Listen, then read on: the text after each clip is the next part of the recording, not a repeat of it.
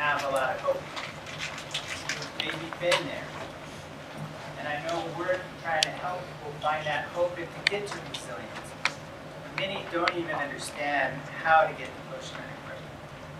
Just by a show of hands, how many people have heard about the theory of post-traumatic growth?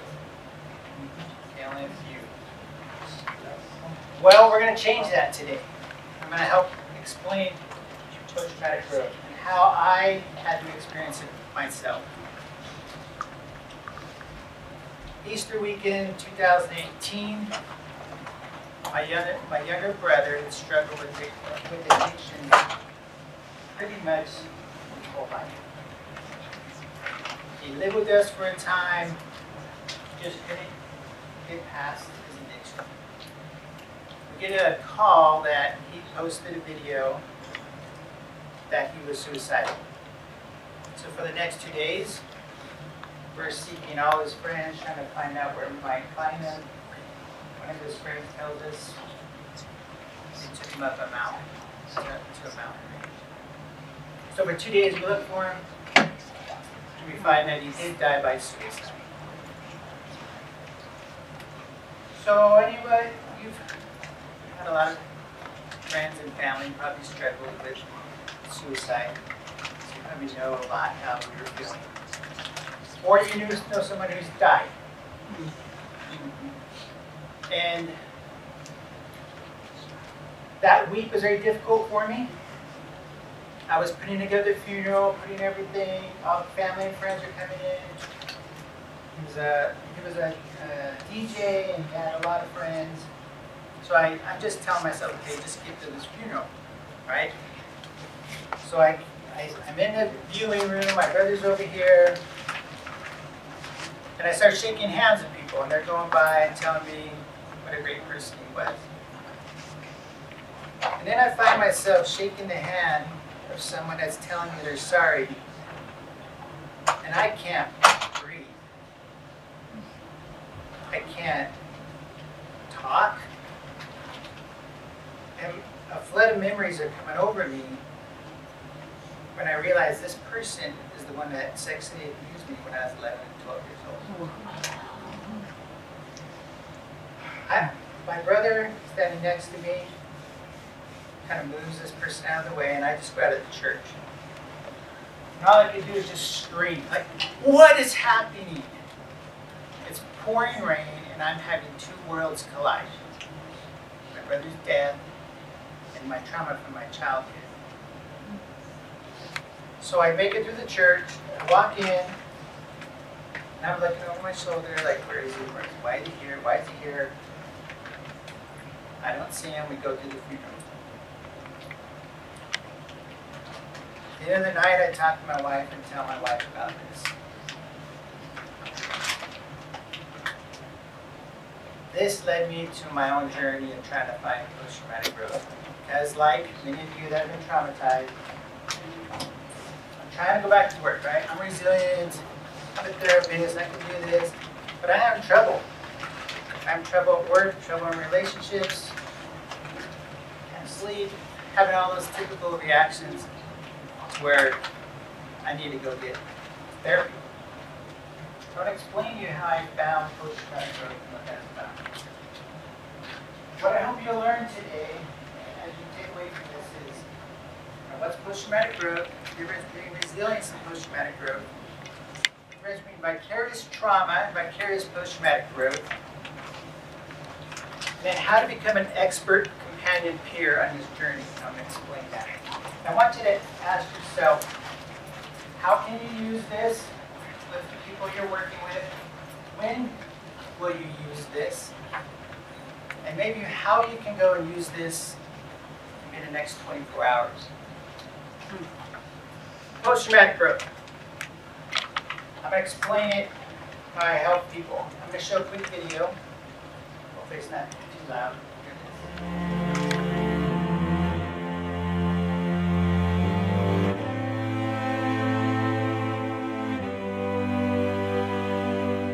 PTSD in so many respects has become this catch-all diagnosis. What we need to do is we need to fundamentally change that world, that it's possible to grow in the aftermath of trauma. The POWs are living proof that you can be in post-traumatic stress and not have it a disorder. We need to educate people about post-traumatic growth so that they see the possibilities. There's more than the suffering that they're going through. It's just an eye-opener to understand that there is another way to think about it. It's not therapy, it's training on how to deal with struggle in life. When you're alone in the dark, you need a baseline. You need to validate your sanity. You need somebody to tell you you're alive. That's the power of humanity, that we can help each other get through these challenges. I want to transform the way mental health care is done in this country. Not just for veterans and first responders, for everybody.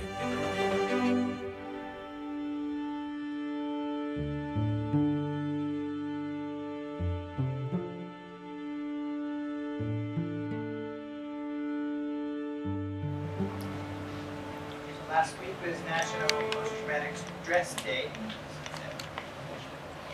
Richard Tedeschi and Lawrence Calhoun, in the mid-1990s, they were trying to discover how to find wisdom. So they started interviewing people that had been through a lot of difficult things. People that have widows, people that had lost limbs, people that were blind, people that children had died at an early age. And all these questionnaires, they started grouping their answers, and they found that certain people found similar things. So like this side of the group, they were like, these guys found a lot of like support in their religion. This group found a lot of support in their peers. So they started breaking it up into these categories. I like to teach in metaphors, so I use the visual metaphor of a sugar maple tree to explain this to people on how you find post-traumatic growth. So a sugar maple tree, if you drill into the tree, the sap comes out to try to heal the tree, and they found that you can take that sap and turn it into maple syrup. Now it doesn't come out like maple syrup. It actually comes out, this is pure maple syrup in the tree. Oh. So that's like millions of drops that have come out of the tree. So I explain this to people as, I want you to symbolically think of yourself as like a maple tree. Standing there, someone taps into you, drills into you, and they tap into you is what they call it. They put a little spike, or spile, or tap into that tree to collect that sap. They put these buckets to collect the sap. So I use this to explain how post-traumatic growth can be explained in the word trials. It's a simple acronym I use to help people remember. I hope you will by the end of the day. So I'll explain each one of these, but basically T is for taps, R is for relationships, I is for inspiration, A appreciation, L limitless, and S strength. So let me explain these. I've worked with a lot of people, and I say that they become trial tappers. They tap the pain inside with the help of others to turn that into something else. I'll be explaining TAPS. It's a trial action tap to my acronym. Again, there's how it looks. You drill into the tree. And there are many different types of taps. Different shapes, sizes. Just like there's going to be many different trial paths for people to do. I explained this image, I call the trial action tap. So when anyone comes in to see me, the first thing I tell them is, this is going to get hard. It's not going to be easy. You made a step into this to come help me, get some help, but I have to help you along the way a lot farther down. A good example of this, when I was certified with domestic violence women, they come into this, so I have this timeline below, like over time, how do we find strength? But many people come in at the weakened state, at stage 1, right below the line of happiness, and they say, I want to change. I say, okay, it's going to get harder, right? You're not going to have money, you're You're going to be lonely. Like, you're going to have harder times before we can get you to that straight side. When this happens with everyone I work with, you get diagnosed with cancer, and you choose to do treatment, it's going to get hard. You're going to lose your hair. You're going to get sick, right? I try to explain to people it's going to get hard before it gets better. And if you're going to the gym, you're going to work out those muscles. If I went to the gym tomorrow, it's not going to be good, right? I'm not going to be able to walk. But anybody go to the gym around here? What would you tell me to do tomorrow? Have a bonus, perhaps? Exercise. Yeah, and maybe go back to the gym, right? Just keep going. Don't give up, right? One day at a time, just keep working at it.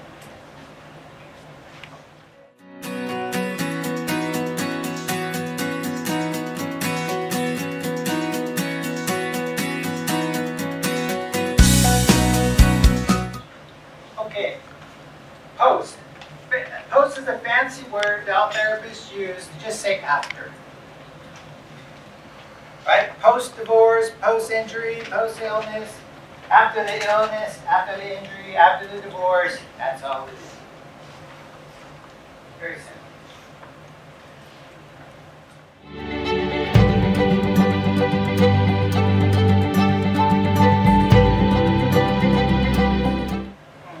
What is traumatic? Now there's another session on trauma in a little while. I'm not going to go deep into trauma. I'm doing a lot of work with trauma. Just briefly, I explain it because there's a lot of definitions. There's DSM-4 definitions. Different people will dispute what is trauma. And these are general ideas that people talk about. You know, something abrupt that would generally happen to you, dangerous, life-threatening. And then we talk about there's kind of big trauma, big T, little t. I mean, and what does that look like? Sometimes it's just a one-time event. One thing happened to you, right? Acute, we call it. Then we have chronic, when I work with domestic violence. Right? It's something that just keeps going and going and going, right? It's just dragging on. Then the other one is complex. Many of you probably have seen this or deal with this now, right? You've got a lot of things going on. From abuse, to relationships, maybe injuries. Right? There's a lot happening when you come in. We know that in the general public, 61%, right, of men and 51% of women, but probably in this room, maybe it's higher, that have experienced some kind of trauma. Those in our agencies that come to us, probably a lot higher. I've had it once explained to me that it's like an emotional trash can. Right? If you go to my house right now, the trash is almost overflowing and we're like trying to push it down, right? Maybe like yours, and who's going to be the last one to take it out, right? Until it spills out, and then you have to take it out. But emotionally, we talk about, sometimes we have emotional trauma that we just keep pushing down, and if we don't deal with it, it leaks out, it smells. Other people that might see it, it comes out in addictions, abuse, anger, anxiety, a lot of different ways. And we got to start pulling that out. So when we look at it as a therapist, we're going to try to help you slowly take that trauma away. Now, in the theory of post-traumatic growth, you define the trauma. Whatever you think was traumatizing, that's what it's traumatizing. So I've had people say divorce is traumatizing. Worst thing that ever happened to you. Right? You can't say, no, that doesn't fit the criteria. Post-traumatic growth theory says we don't care, whatever you think is traumatizing. I had a lot of people that come in with, it could be they lost their business, they just, whatever it is, that's what we're going to work with. Now, what is growth? And that's the one main topic we're going to talk about. In the theory of post-traumatic growth, we're trying to get rid of the word disorder. It's not post-traumatic stress disorder. It's not what happened to you, it's what happened to you. It's not a label, right? We're getting rid of that. So it's post-traumatic growth. What have you done beyond the trauma? So let's talk about the first one, T. The word trials is trial action path.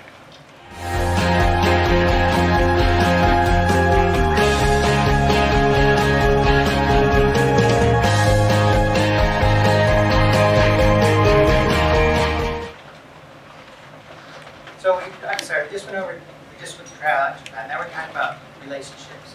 R is for relationships.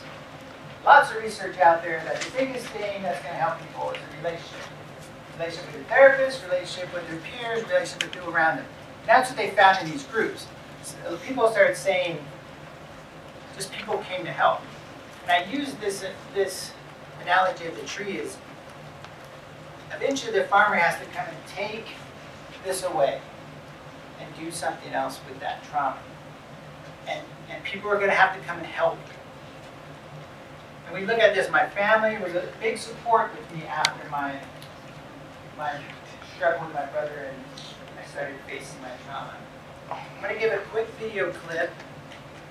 So I have a YouTube channel and I do podcasts with different people. And I'm going to show a little clip of a video where she starts explaining what it was like to get help.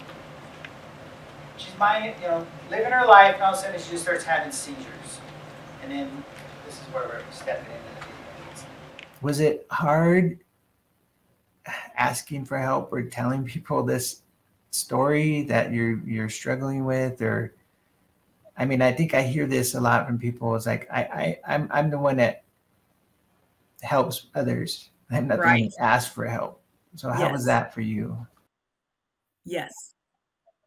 I went through that. It was really hard to acknowledge weakness at work, at home, and saying, I can't do everything. Somebody else is going to have to pick up here. And it was all internal, thinking that meant that I was less than I was. But actually, when I was willing to ask for help, it opened up doors for other people in sharing their struggles. When you are not putting on this persona that, oh, I've got it all together. I know what I'm doing. Well, being vulnerable actually helped other people share with me and helped other people to grow and have opportunities to serve. And it's better now. It's actually created deeper, more meaningful relationships with others because I'm not always the one just serving them. It's a reciprocal relationship. And it's almost difficult to articulate the benefits that have come from it. So maybe you're that type of person that, like, I'm never asking for help, right? And yet, many people will come and they're finally here asking for help. And when we talk about the theory of post-traumatic growth, what they found was there were these people they identified this aunt, this uncle, this coworker. People were coming into the people's lives to help them. And they started calling them expert companions, in quotes. Not a necessarily therapist, could have been a probation officer, clergy member, board. Other people came into their lives and helped them. When for example, when I was working with a domestic violence unit, you know, many times, statistically, they'll leave 7 times the partner before they finally leave, right? And by that time, I've watched many family members get burned out. I'm not helping you again. It's that friend that's there the 7th time that's still there, going to help you. These are the expert companions. And that's who you're going to be with them in that journey. So it could be any of these groups. And what they started seeing was, when we talk about trauma, and sometimes you tell your story, my story may have hurt a little bit on you, maybe traumatized a little bit, but sometimes trauma stories will traumatize other people. But what they started seeing was, when peers were watching somebody else go through this and come out the other side, it made them stronger. Because they were like, well, they can get through their problems, and I can get through my problem. You have vicarious post-traumatic growth because of that. Now, I want you to be careful not to over-identify and think, well, my way worked, so that's going to be the way that helps them. I CrossFitted my way through mine, so you CrossFit, you'll be good. I went and hiked 100 miles, you hike, you'll be good. We don't know what it is, don't over-identify with it. In my experience, going back to my brother's funeral, a few days before, my mom said, I want a private viewing.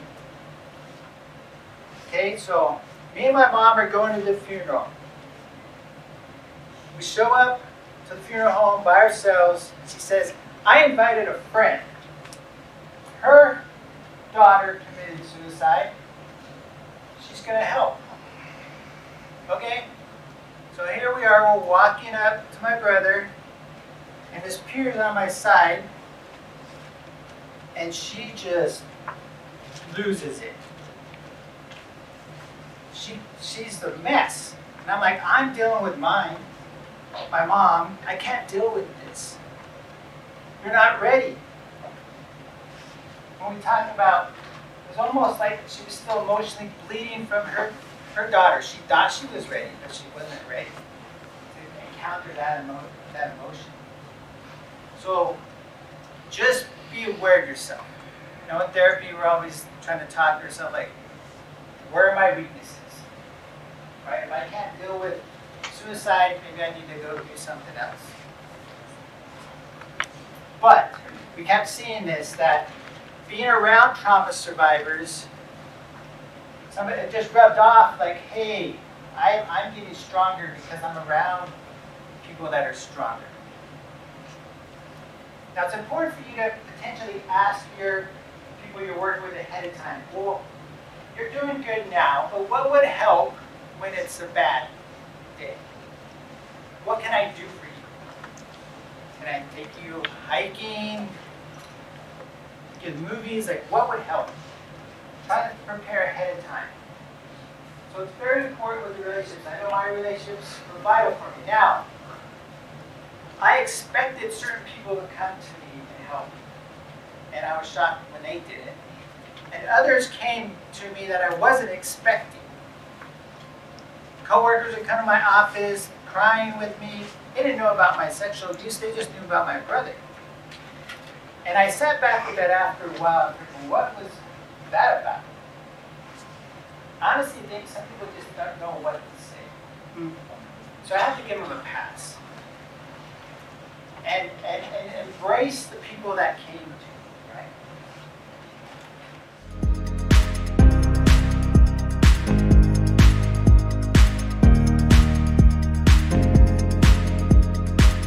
Okay, so we had T for tabs, R for relationships, and I for inspiration. They started seeing a group of people that kept saying things like, my religion helped, or my environment, I went out into the, my appreciation for the universe, external things that they embrace. I put in here on this idea of different religious or meditation or things with this branch, because I started seeing this, I can't tell when I'm working with people what their spiritual gauge is. I know some of them tell me they are moving closer, and some are telling me they're moving away, because they're kind of in this conflict. And so I put a ruler on this, like I can't tell. Sometimes I ask them to gauge on a scale of 1 to 10, kind of motivational interviewing stuff, like where are you on that journey? Whether you believe in spiritual or religion or not, many people do. And many people gravitate towards it. This is my backyard. It's right breakfast this morning. Now, when the week after my brother's death, after the funeral, I gathered up all the plants that were in the food event afterwards, I took them home and I just started planting. I just went outside and I just planted. My wife's here, she was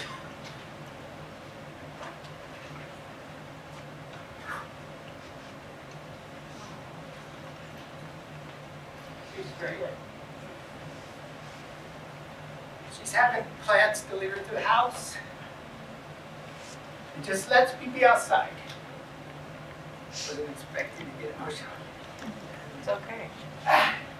So I'm just planting. I'm not really talking. I'm just processing, right? From death and life, I'm just like trying to plant. This tree, on the side, I planted when I was 6 years old. So that's what helped me. Religion was a problem for me at the time. I started having a lot of religious conflict in my head.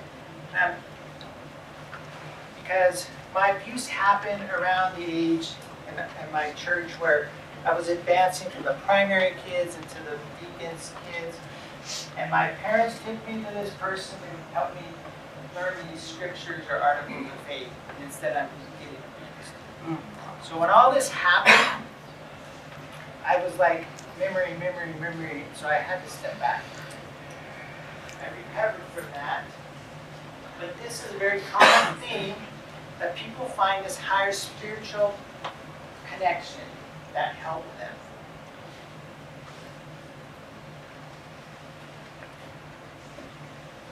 I don't have time probably to show this video. I have a video of Dr. Ruth Gerritsen McCain. Her and I would work in the prison doing groups for people that were dealing with addictions. So, 20 years ago, we're in the prison doing groups at night, and her husband gets killed by a drunk driver outside. What irony. I interviewed her just a while ago, a couple years ago, because she got to this point in her faith to forgive him. She went to the sentencing and asked for leniency. 5 years later, she went to the parole hearing and asked for him to get out. I don't know I could do that. She has 12 children who weren't happy with her. Because not everyone's on the same path. But that's what she felt worked for her. How she was able to find peace and grow beyond this. Damn. So that's I for the inspiration.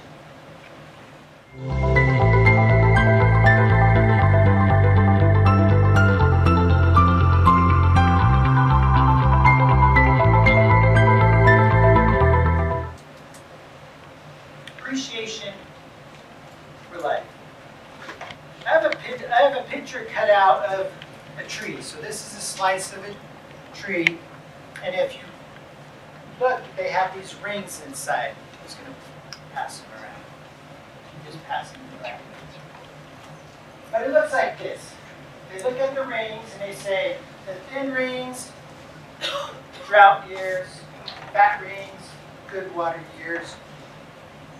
And I put this in there under appreciation because when people come in to see me, sometimes they're so overwhelmed and they're meeting with you that's all they can focus on is this problem. And I'm trying to get them to step back.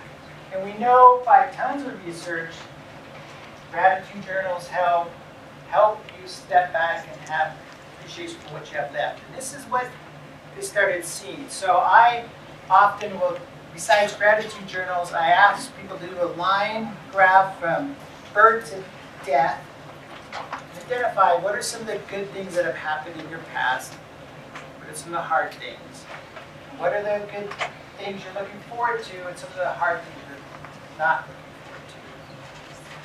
Because people can generally look back and say, I made it through those things, maybe I can use some of those skills to get through this. And it's ironic because it's very common for me to hear people come in when they're divorced, right? In the middle of divorce. It's bad, right? They're losing their family, they're losing their neighborhood, they're losing their church groups, they're just losing it. And then a year later, they're like, that was the best thing that ever happened to me, right? And it's interesting because I work with people, I had someone who had cancer, and she said, this was amazing. My relationships are so much stronger now. My friends are coming for me. This is what they started seeing in these interviews. People were like appreciating nature, just life in general. Every day they had left, they were going to take advantage of it. So this is a common theme with people that find post-traumatic growth in this area. Another thing is many people started noticing they're very empathetic. I'm sure many of you are, with people that are starting out now in their journey. You've been there, you have empathy much higher. I was a therapist for many years and worked with people that had family members that died by suicide, but I really did not understand it. Right until I went through it, now my empathy is much higher. I appreciate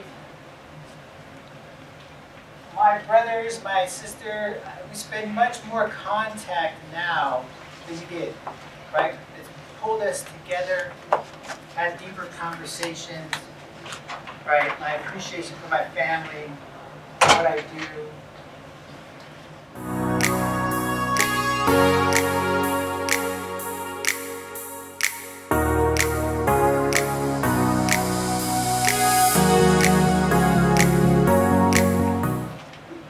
Limitless possibilities. I put a picture here of a bunch of pots boiling. So when you take the sap from the maple tree and you boil down about 40 of these under fire for a long time. And that is what finally gets you maple syrup. Right? That's what comes out when you boil 40 of those. That's what you put on your breakfast, right?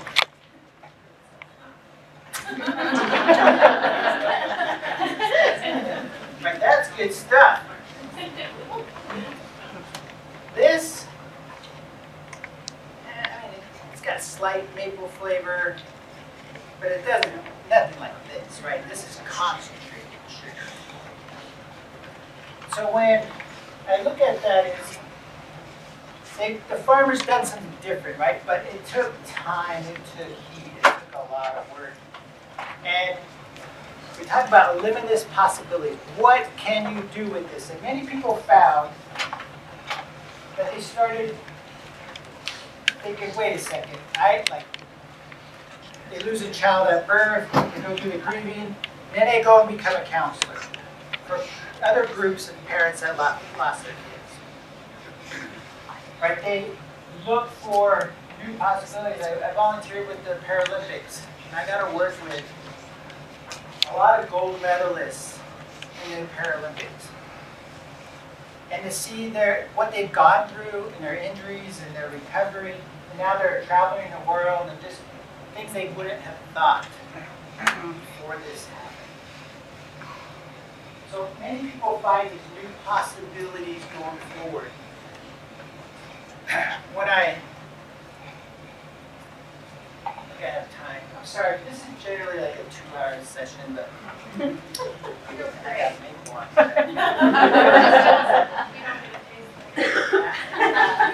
Our sweet already back here. Pass it around. Oh, there's a paper in it, you know.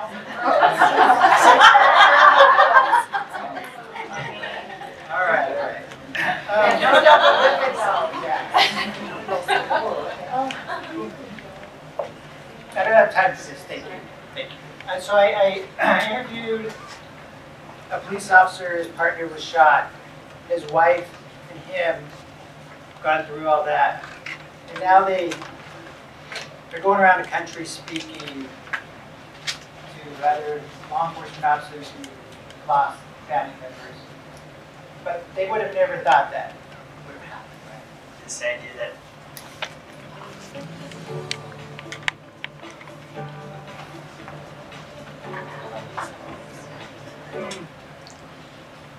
when your therapists often talk about this reframing the situation. So I had this picture drawn up of a broken frame and then a nice frame, but the storm is the same. The storm doesn't go away, the pain doesn't go away, but how can I look at it a little different? From a different angle, what can I learn from this? What can I do with this? Because there's a lot of energy here, right? This is pain, this is anger, regret. There's a lot of stuff here. I need to try to figure out what to do with this.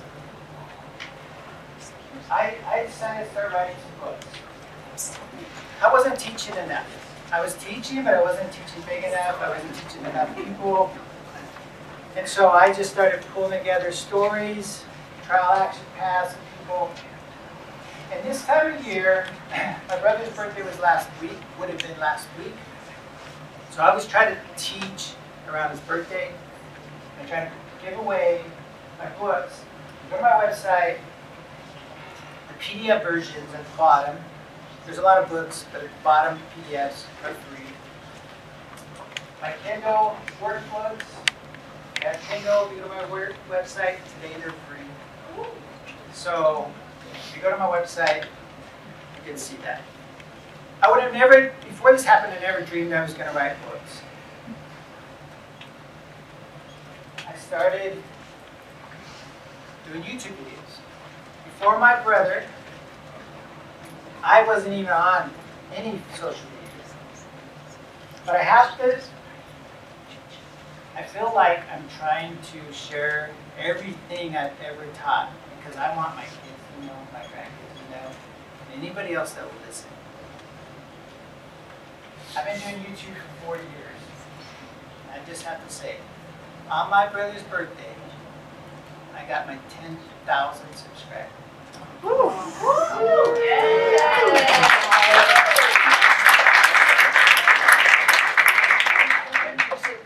But I more look at it as like he's looking down on me. Because I can't control that. People are sharing in groups, they're talking in Asia, they're talking all around the world to each other. I would have never dreamed of that possibility. When I talk about the seasons with people, and hurry up, I talk about the seasons of a tree, and I explain to them, the tree will go through the cycle, right? Spring, the maple sap comes up from the roots and up to the leaves. Summer, winter, fall, and it'll cycle. Many times I'm working with people, and they'll think my trauma's getting better, so it's time to leave. But I have to warn them about the cycle, right? The seasons will come where it's going to get hard, and you've been there. Every Easter weekend is when my brother died. It reminds me, right? And it's getting better. It still is a reminder. His birthday is a reminder. And you've all experienced those things. People that are going through these experiences are having normal reactions to abnormal events. The body keeps the score. The body definitely keeps the score.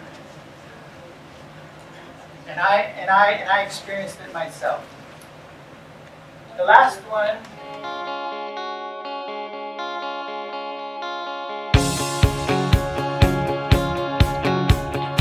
The last one is the strength. This is the visual trunk drawn up of a maple tree. It's got a lot of different holes in it. You can tap and drill into that tree every year and it won't kill it. It'll scar over and it'll still have scars. I will always be scarred. You will be scarred, I promise. There's no way, but it's not going to kill you. We're going to get through this, and we got to find and help people find that strength. This is very common. People started saying, If I got through that, I can get through anything.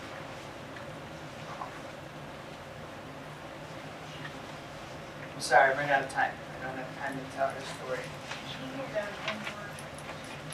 I don't have time to tell Joan's story, but basically her child dies at birth. 60 years ago, they thought it was best not to show her child before they buried her. They were protecting her.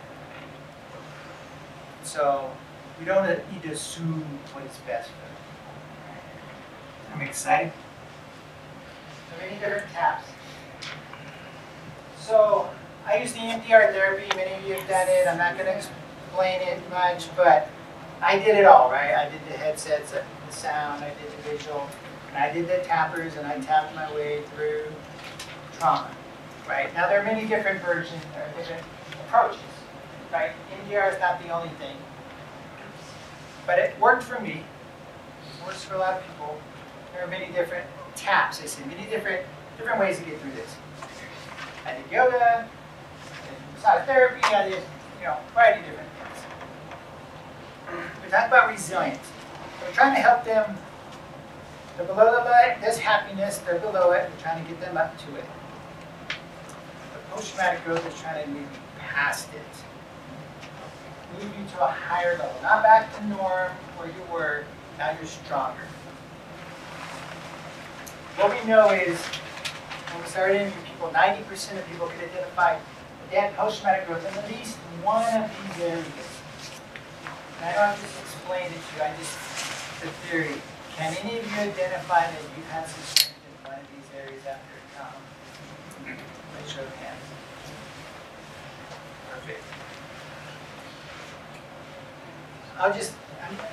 Here at the end here is, if you're struggling still with a lot of these problems, or you need to get help, recurring memories, difficulty sleeping, problems, suicidal thoughts, I have to say, please get help. You're going to have a session on suicide prevention. Just a shout out for 988. I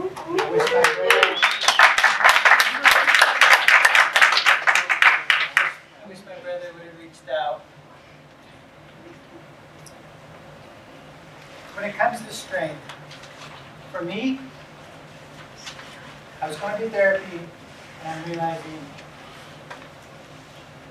okay, I need to work, I need to get through some of this. So I finally said, I need to reach out to the police. I need to tell somebody. So I tell them, and I find out that this person's moved from California and he's 2 towns over from me. We have the same movie theaters and grocery stores. Now I'm looking over my shoulder everywhere I go. Am I going to run into this guy? I need to be able to figure this out. So EMDR therapy helped me talk to the police, because I decided, I'm like, there's another victim. I want to be next to that victim. Support them through their trial. And when I was writing my books, I had everything laid out, and I decided, I was trying to figure out, do I tell my story about my sexual abuse? I'm good, let's just leave it. Let's just leave it at my brother's death. Working with my therapist, finally realized he's kept me quiet my entire life.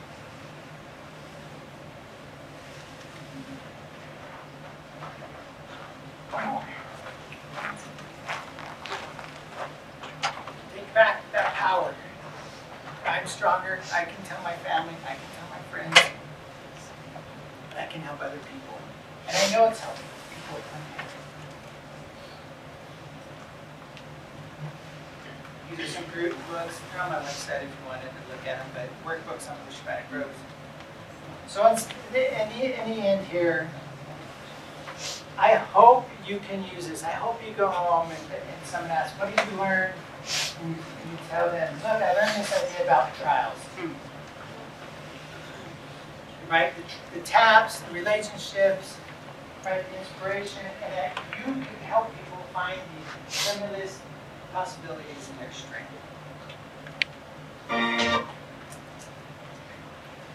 I want to be clear, that's my story. Your trials are unique to you. Your trials are not unique to mine. A maple tree is not alone. There are thousands of trees that are also with these buckets and weights on them. And neither are you.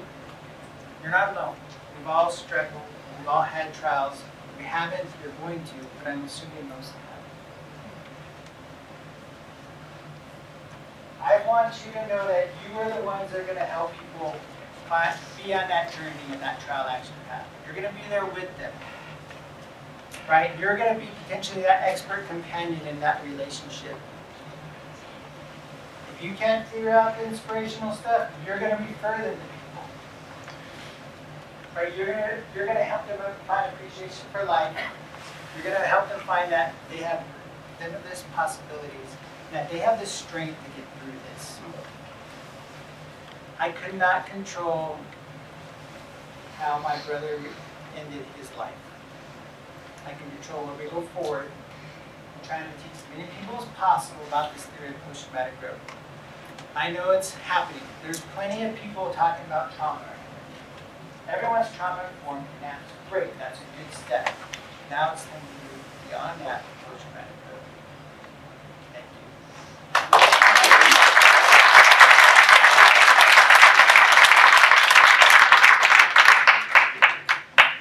All right. I'm sure we have questions. Sorry, I don't have